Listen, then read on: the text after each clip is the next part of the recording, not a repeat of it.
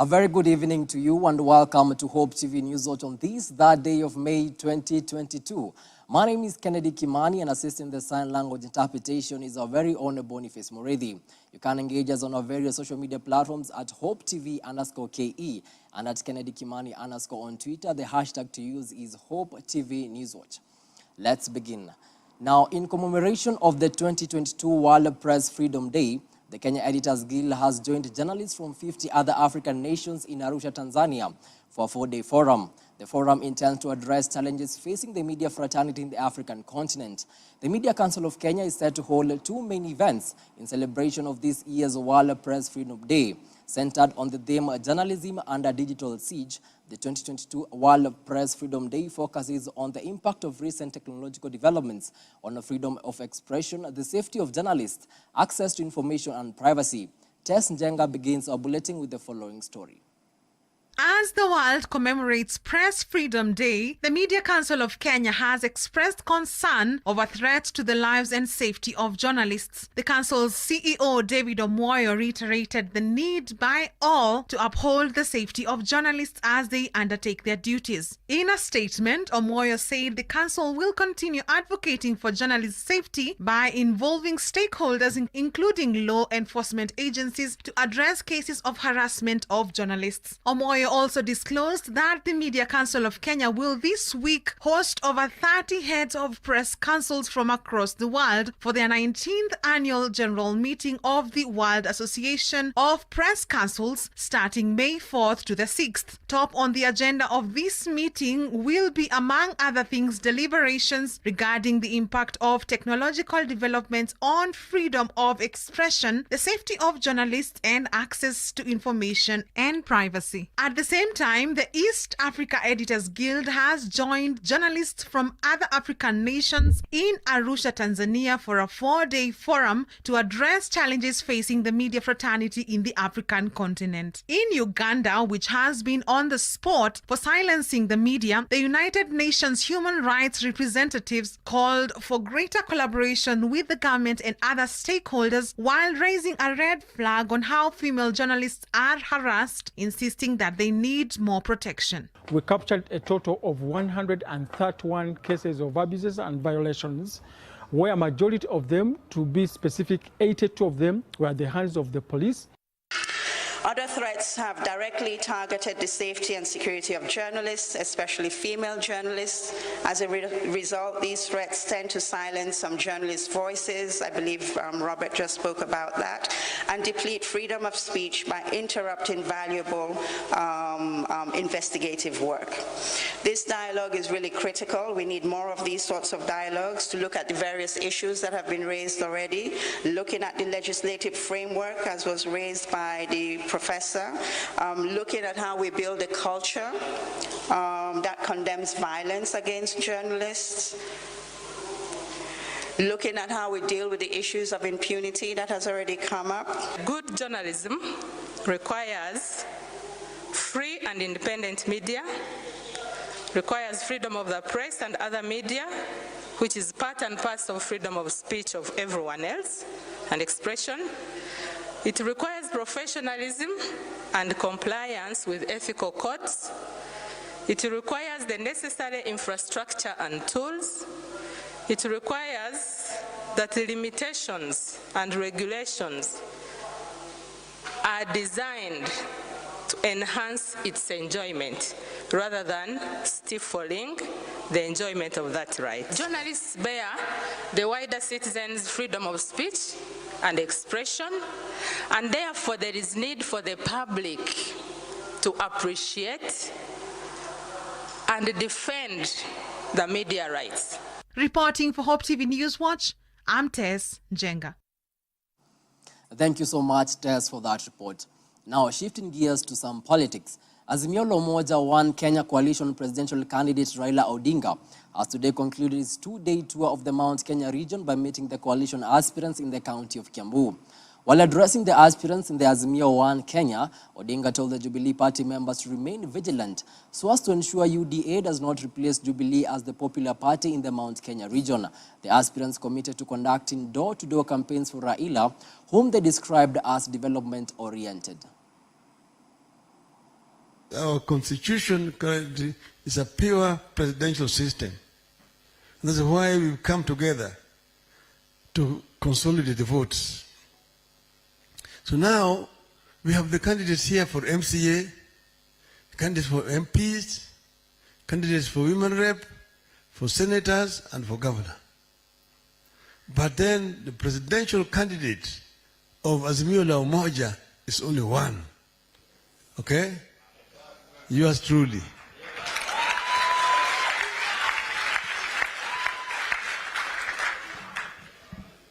That's here because last time in this region here, Jubilee had a candidate. That was Uhuru Kenyatta. That was the candidate. Now today, the candidate who has replaced Uhuru Kenyatta is who? Baba. See? Sasa kwa hivyo, nyinyi sasa ndio wanajeshi wangu mashinani. The link between the presidential candidate and the ground ni nyinyi. Hakuna wengine tena.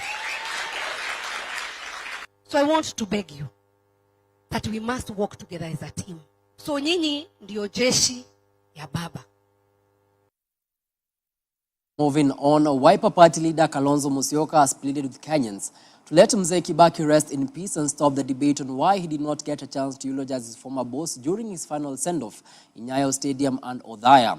Speaking during the burial of Mzee Michael Mutuku Nduto, the father of Masinga constituency Wiper Party candidate David Mutuku in Masinga, Kalonzo said he had the rare opportunity to serve with Kibaki and his principal, and Kenyans know what they were able to deliver together as a team for the 5 years.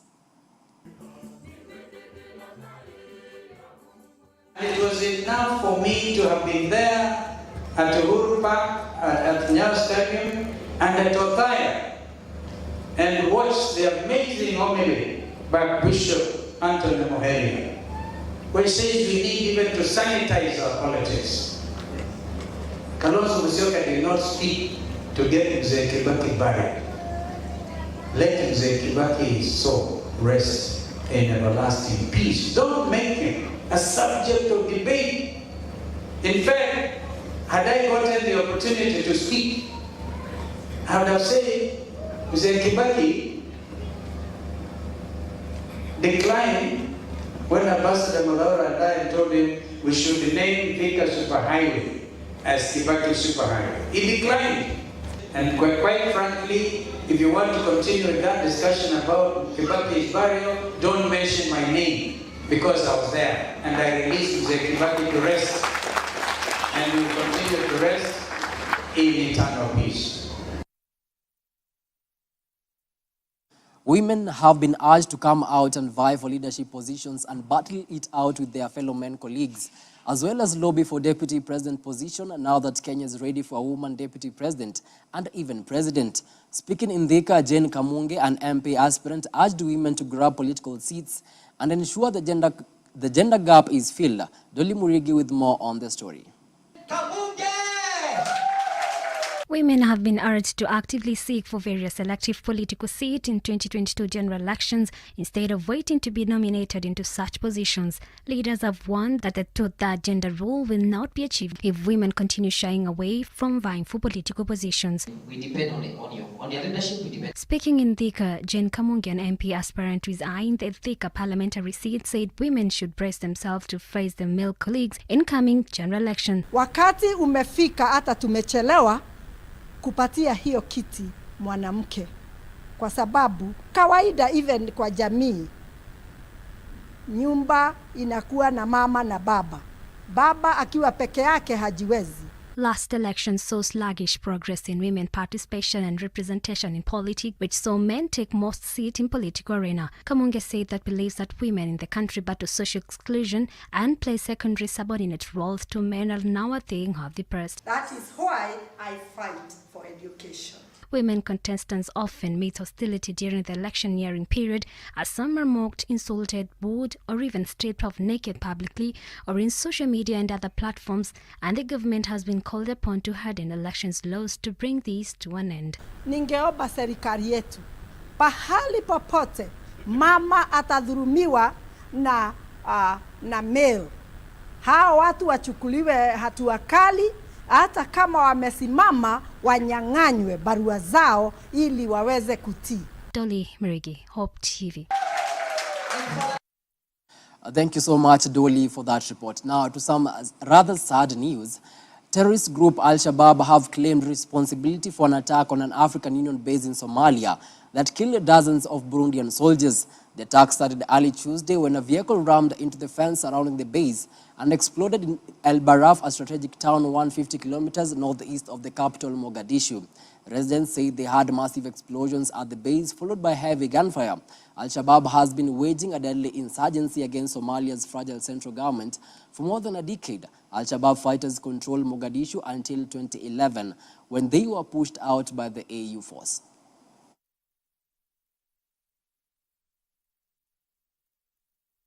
And that story takes us to a first commercial break. We still have more stories lined up for you after the break.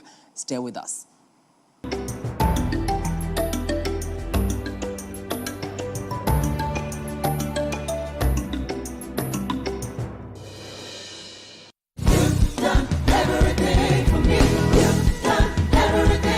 Join us every Sunday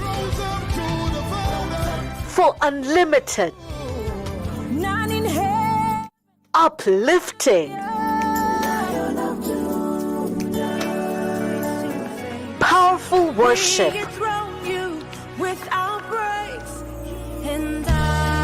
only on Extended Worship.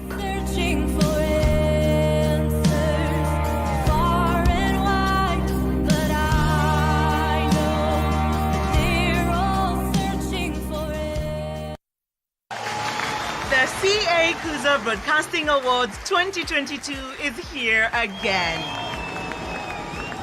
Time to celebrate excellence in Kenyan broadcasting under the theme Raising the Standard of Excellence in Broadcasting. At no cost, vote for Hope FM and Hope TV as your favorite radio station and TV station. To vote for Hope, SMS the word Kuza to 15601 and answer the 4 simple questions and press send. The text message is absolutely free. Voting ends on 8th May 2022. Hope FM, listen and live. Hope TV, look and live. The CA Kuza Broadcasting Awards is an initiative of the Communications Authority of Kenya.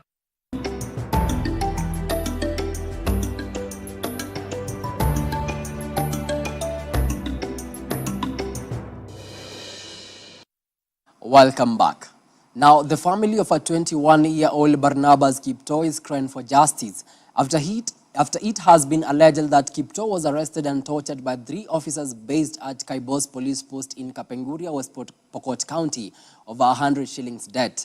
Kaibos residents demonstrated, alleging that their victim was handcuffed and castrated, ending up at Moi Teaching and Referral Hospital for surgery. Carrying placards and twigs while demonstrating within Kaibos area, the locals alleged that the boy was assaulted in the hands of police officers. Kirui Kimutai, a program officer at the center, said that Independent Police Oversight Authority IPOA has taken up the matter, hoping that justice will be delivered.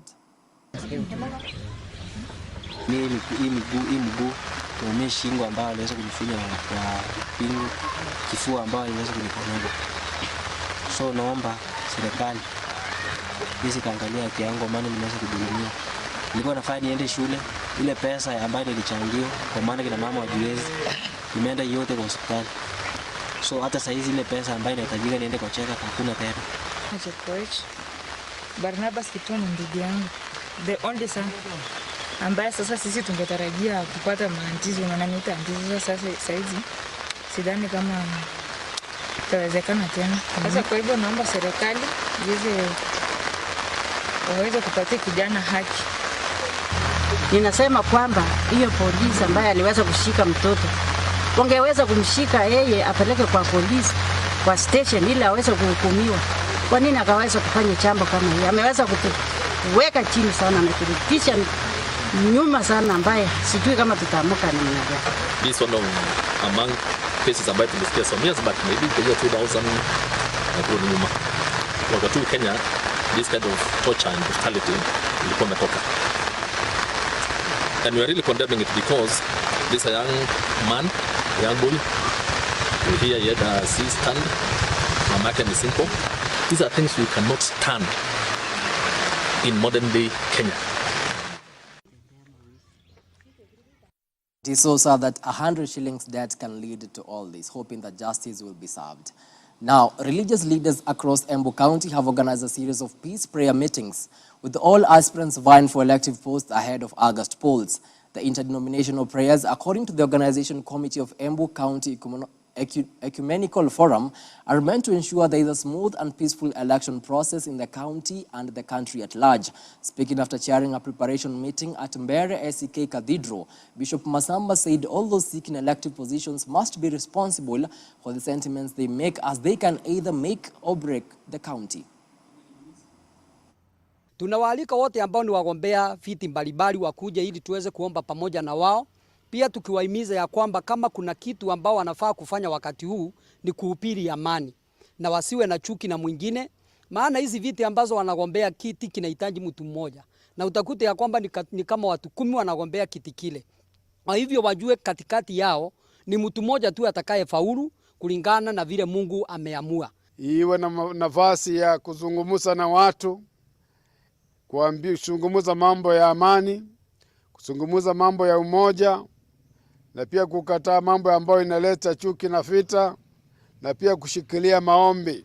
Mambo ingine ni Mungu atasaidia, kwa sababu kuna nguvu zingine ambazo zinaharibu, lakini nguvu ya Mungu inaweza. Tunaweza, na tukiomba tukiwa Embu County, tunaombea hata nchi yetu ya Kenya. Viongozi wa kanisa ama makanisa yameonelea ni vizuri we promote, tuone amani inapatikana katika wakati huu katika eneo yetu ya Embu, na tunakataza mambo ya kuleta chuki, mambo ya kuleta watu kugawanyika kwa mambo ya ukabila ama mambo mengine ambayo yanafanya watu wagawanyike. Siasa si mbaya, ni watu tu kujipanga vizuri vile wangetaka dunia yao au mali yao kwa kaunti yao ikae. Now, for nearly 6 decades, residents of Mumoni Ward in Mwingi North have remained without land rights due to the lack of title deeds. However, the residents have something to smile about after the Lands Ministry issued them with crucial documents in conjunction with the Kitui County government. Speaking at Kase Playground, where she distributed over 8,500 title deeds, Kitui Governor Charity Ngilu regretted that unscrupulous politicians had been using title deeds called to dupe area voters into electing them, only to renege on their promises to fight for their land rights. Niko na furaha tele siku ya leo, na ni kwa sababu tulikuwa hapa miaka 2 iliyopita na tulisema kila mmoja wenu familia households watapata hati miliki zao, na hiyo imekamilika siku ya leo. Na yule wa kurudishiwa shukrani sana ni rais wetu Uhuru Muigai Kenyatta, na ni kwa sababu yeye mwenyewe amesema anataka kila mtu Kenya yetu apate hati miliki yake. Ukiwa wewe una hati miliki, una title deed la shamba lako, hiyo shamba haina value, na mtu akija hata akitaka kununua shamba lako, hata ukienda bank na uko na shamba kubwa, huwezi ukapatiwa pesa na bank kwa sababu wewe una title deed. Sasa nikiwa na hii title deed ninafurahi sana, kwa sababu najua nikienda kwa bank naweza kupeleka huko nipatiwe pesa nifanye biashara, ama mtoto wangu anashikwa ninapeleka huko ninamtoa. Tulikaa miaka mingi kutoka wakati nilizaliwa 62 kutoka kupika leo nimepata title deeds ile ambayo itanisaidia kwa kuchukua loan ama kuchukua naye karibu. The Leadership Conference 2022, hosted by Alpha Kenya, has successfully taken place today at Sitam Valley Road, with thousands of people attending the conference, which was both online and in person. The Leadership Conference is a free global online experience hosted by Alpha International, repeated over 2 days, and is an opportunity to gather together in unity as one global family of God across traditions, generations, cultures, and borders. Alpha began many years ago in the 90s at a church called Holy Trinity Brompton in the UK, which is the mother church began it. Holy Trinity Brompton is an Anglican church, but when you go there, everything moves very differently. The Spirit of God moved through that church, through the servant of God, John Wimber, who came a few years ago. How many of you know Vineyard churches? Okay, yes. So Vineyard churches were founded by John Wimber. John Wimber moved in the mighty, miraculous power of the Holy Spirit. And so he came here, laid hands on the leader who is now Nicky Gamble. And from that point on, the Spirit of God has led him to move to establish Alpha in 170 countries worldwide, 13 countries in Africa. And we are offering to every denomination. So for Alpha, we do not look at what denomination you come from. So ours is to serve the church. So we are not a para-church organization, but we are through the church organization. We come along the church, serve the church, so that the church can fulfill its mission. What is the mission of the church? Matthew 28:19. God gives us a very simple mission: to go make disciples of all nations. And so that is the mission of the church, making disciples of all nations. It does not negate the fact that you can still do the pulpit, the proclamation. But many times people have questions that they have unable to answer. And when you have time to have conversations, you are able to bring them to Jesus. And now let's shift gears to some international news. And Guinea school leader Mamadi Doumbouya has said it will take 39 months to shift back to civilian rule. Doumbouya said that the timeline was the median proposal and had been decided upon after consultations taken at all levels. The announcement is unlikely to sit well with the Economic Community of West African States, ECOWAS, which had given a deadline of 25th April to provide an unacceptable transition timetable to civilian rule, failure to which economic and financial sanctions will immediately be applied. Guinea's junta leaders are currently under sanctions, and the regional bloc has yet to comment on the latest development. The military dissolved the government and other institutions following last year's overthrow of former President Alpha Conde. And the United Kingdom Prime Minister Boris Johnson has become the first foreign leader since the Russia-Ukraine war began to address Ukraine's parliament, promising another £300 million in military aid. Speaking via a video link, the Premier evoked Britain's fight against the Nazis in World War II, inhaling Kyiv's resistance as its finest hour and vowed to help to ensure no one will ever dare to attack Ukraine again. I can announce today from the UK government a new package of support totalling £300 million, including radars to pinpoint the artillery bombarding your cities, heavy lift drones to supply your forces, and thousands of night vision devices. We will carry on supplying Ukraine alongside your other friends with weapons, with funding and humanitarian aid until we have achieved our long-term goal, which must be so to fortify Ukraine that no one will ever dare attack you again. And on that note, we now take our second commercial break. When we come back, I'll get to inform you on everything you need to know in the world of business and sports.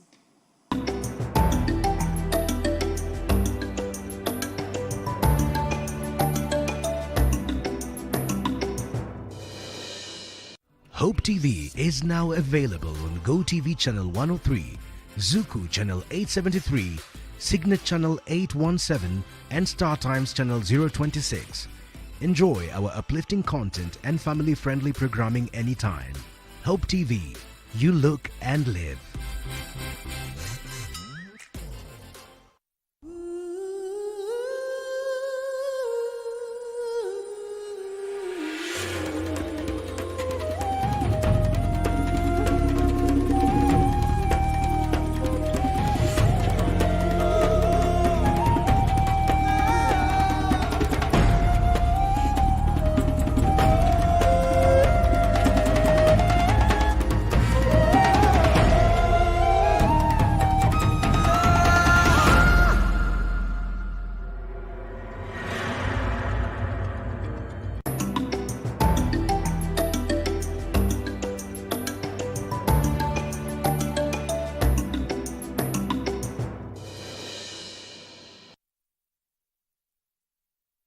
Thank you so much for staying with us. Now, let's get down to business.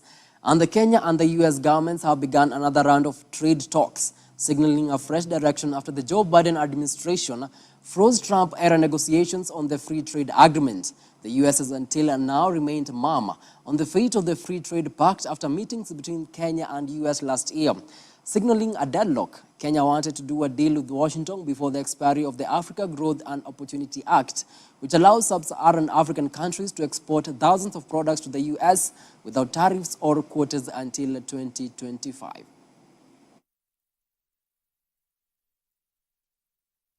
Now to some interesting news to the tech service. Now, Snap, best known for its photo-sharing app Snapchat, has released a flying camera drone called Pixie. The company describes Pixie as a free flying sidekick, acting as a selfie stick without the stick. Now, the launch comes as other tech giants, including Meta and Google, step up their hardware and augmented reality offering. Using a bottom-facing camera, Pixie takes off and lands in the palm of your hand.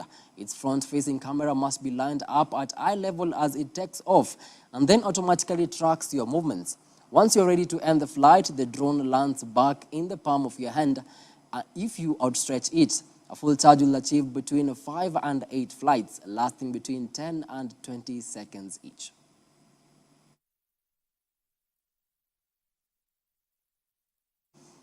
And now to some sporting action. Russian teams have been barred from playing in UEFA competitions next season. In a statement on Monday, UEFA said that its sanctions against Russia clubs will continue to apply next season, after initially banning them until further notice in February following Russia's invasion of Ukraine. As a consequence, there will be no Russian clubs in the 2022-2023 Champions League, Europa League or Europa Conference League. The ban affects both women's and men's competitions at club and international level.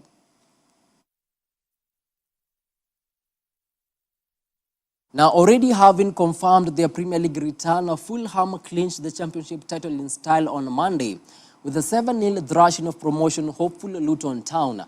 The London club also became the first team in 2 decades to score more than 100 goals in a single season in the second tier, as 6 different players found the back of the net against Luton. Fulham will finish their season with a trip to 5th place Sheffield United on Saturday.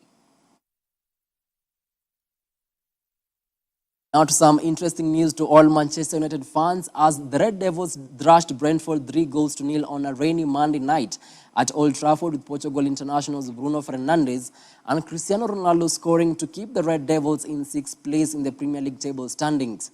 Rafael Varane left no doubt about the 3 points when he connected to the ball from a corner kick and beat Brentford keeper David Raya to extend the lead to 3 goals. Joan Mata and Nemanja Matic were given starts by departing coach Ralf Rangnick in what is likely their final season with the club, while Cavani, who is also expected to leave, came off the bench. And finally, Villarreal welcome Liverpool to Estadio de la Ceramica tonight for the second leg of the UEFA Champions League semi-final, with Klopp's men leading 2-0 from last week's opening leg at Anfield. The Reds completely dominated the first leg thanks to goal from Jordan Anderson and Sadio Mane in a match where Unai Emery's Yellow Submarine offered very little in terms of attacking threat. On that note, we come to the tail end of our news tonight. Many thanks to you for watching Hope TV News Watch. On behalf of the whole team that made this bulletin a success, have yourselves a good night. My name is Kennedy Kimani, and Boniface Muredi has been the sign language interpreter.